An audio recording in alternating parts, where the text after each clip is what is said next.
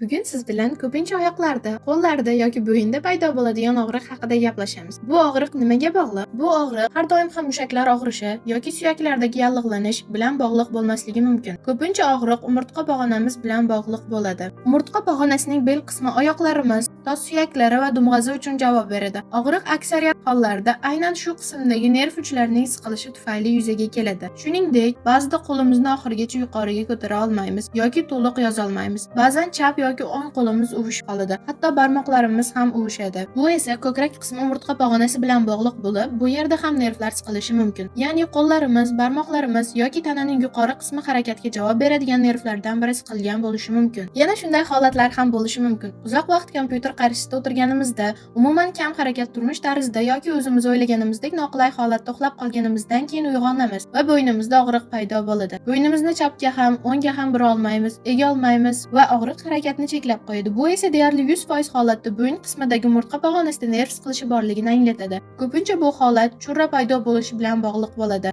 Og'rig'ingiz aynan nimaga bog'liq ekanligini bilmoqchi bo'lsangiz, doktor professor Pradip Singh qabuliga yozilishingiz kerak. Hindistonlik doktor professor Pradip Singh 18 yillik tajribaga ega ortoped xirurg, travmatolog va revmatologdir. U sizga har qanday og'riqdan xolis bo'lishda yordam beradi. Konsultatsiyaga yozilish uchun yoki savollaringiz bo'lsa, yuqorida ko'rsatilgan raqam orqali bog'lanishingiz mumkin.